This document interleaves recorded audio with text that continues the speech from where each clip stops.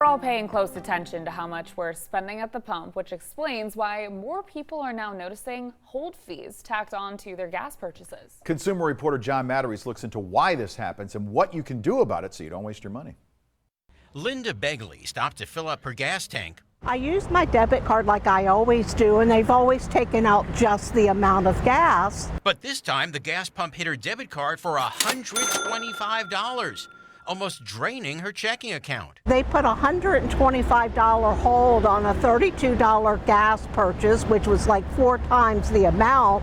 It's called a pre-authorization hold, and they're getting bigger as gas prices rise. Luckily, the charge was removed 24 hours later, but Linda wonders what would have happened had she needed her money that night. It really leaves people in a precarious situation if you need to buy food, medicine, stuff for the baby or something.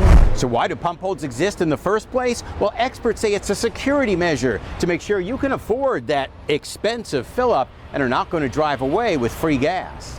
When you pull up to a pump, they don't know if you're going to be putting in $10, which I know is a rare occasion nowadays with the cost of gas, but you could be getting a little bit, or you could be filling up the entire tank. Nathan Grant with Money Tip says a hold can happen with a credit or debit card. There's no industry standard, so holds can range from $20 to $100 or more. The station decides the amount, but your bank makes the hold. So how can you avoid it? Nathan says pay with cash or pay inside. If you park and go inside and pay at the register, that will alleviate the hold too. It's literally just for the paying at the pump using the terminal itself with your card and everything. And don't be surprised by other hold charges as you travel this summer. They're also common when booking a hotel room or rental car.